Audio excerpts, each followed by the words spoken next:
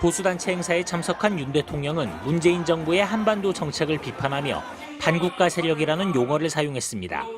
반국가 세력들은 핵 무장을 고도화하는 북한 공산 집단에 대하여 유엔 안보리 제재를 풀어달라고 읍소하고 유엔사를 해체하는 종전선언을 노래 부르고 다녔습니다.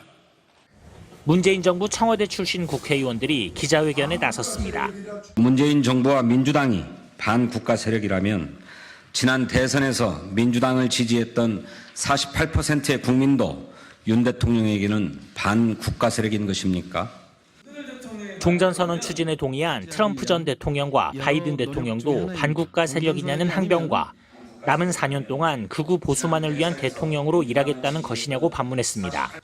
대결과 갈등을 부추겨서 정치적 이익을 획득하는 것은 대통령이 할 일이 아닙니다. 국민들의 갈등을 조장하는 그런 발언들은 저는 좀 자중할 필요가 있지 않겠나. 대통령의 발언이 사실과 다르다는 지적도 나왔습니다. 유엔사 해체라니요. 유엔사를 저희 정부뿐만 아니라 미국 정부, 심지어 북한도 제가 알기에는 유엔사의 U자도 꺼낸 적이 없어요. 국민의힘은 종이 조각에 불과한 종전선언 하나 가지고 평화가 온다고 외친다면 국민을 속이는 것이라고 윤 대통령과 인식을 같이 했습니다. 대통령께서 하신 발언은 정확한 팩트에 근거한 것이기 때문에요. 민주당이 거기에 대해서 반발한다는 것 자체를 저는 이해할 수가 없습니다. 대통령실은 윤 대통령의 반국가 세력 발언이 특정 정치 세력을 말한 건 아니라고 밝혔습니다.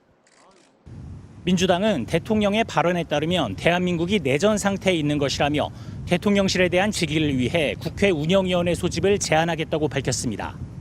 MBC 뉴스 박윤수입니다. 현직 대통령으로선 24년 만에 보수단체인 한국자유총연맹 창립 기념식에 참석했던 윤석열 대통령.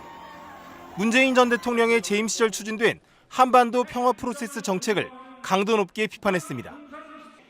무책임한 국가관을 가진 반국가 세력들은 핵 무장을 고도화하는 북한 공산 집단에 대하여 유엔 안보리 제재를 풀어달라고 읍소하고 유엔사를 해체하는 종전선언을 노래 부르고 다녔습니다. 우리를 침략하려는 적의 선의를 믿어야 한다는 허황된 가짜 평화 주장이었습니다. 북한의 비핵화와 제재 완화를 동시 단계적으로 이행해 종전선언과 평화협정 체제로 나아간다는 이전 정부의 구상을 맹 비난하면서 반국가 세력이라고까지 규정한 겁니다. 즉각 선을 넘은 과도한 주장이라는 반응이 속출했습니다. 뭐 그거나 수꼴통의 입에서 나올 만한 얘기를 대통령의 입에서 맞는 순간에 저는 경악을 했거든요. 대통령이 저러면 안 되죠. 지금 자유민주주의 사회에서는 이견은 존재할 수밖에 없는 거거든요. 그런데 상대를 갖다가 뭐 국가 정체성을 부정하는 자, 반역분자 이렇게 몰아가잖아요. 대통령이 국민을 통합해야 된다 갈라쳐가지고 이념 전쟁을 지금 벌이고 있잖아요. 전면에 나서가지고 이게 뭐 하는지 모르겠어요. 역대 이런 대통령이 있었나요? 진중권 교수는 대북 제재 완화는 북한의 핵 개발 저지 방안의 하나로 얘기가 됐던 것이고 종전 선언을 하면 유엔사가 해체된다는 건 가짜 뉴스라고 지적했습니다. 민주당도 대통령의 극단적 표현이 경악스럽다며 강력히 반발했습니다. 한반도 정책은 정권에 따라 달라질 수도 있고 달라지기도 했습니다. 그러나 전임 정부의 정책을 문제 삼아서 반국가 세력으로 규정한 대통령은 처음입니다. 국민들이 동의하기도 어렵고 용납할 수도 없는 극단적 표현입니다. 마침 검사 출신인 박윤환 경찰제도 개선 위원장이 문재인 전 대통령은 간첩이라고 주장해 파문이 일었던 상황이어서 여당 일각에서도 확장성 문제가 걱정스럽다는 반응이 나왔습니다. 문재인 전 대통령 간첩이다 이 발언에서 한참 논란이 있는 와중에 또 대통령이 반국가 세력 발언을 하시니까 저는 시기적 우연함, 뭐 우연의 일치라고 보는데, 근데 이제 보수 진영에는 일종의 신호가 될 수 있거든요. 그렇죠. 박인환 간첩 발언 사실상 두둔한 거 아니냐. 대통령도 그럼 문재인 전 대통령 간첩이라고 생각하는 거야? 이렇게 또 얘기가 번질 수 있어요. 예. 하지만 국민의힘 신원식 의원은 문재인 전 대통령이 국민의 생명과 재산을 보호하는 헌법적 의무에 미흡했던 건 사실이라고 주장했고, 김병민 최고위원도 북의 위협에 맞서 자유민주주의를 지키기 위한 국가 원수 발언으로서 적절했다고 평가했습니다.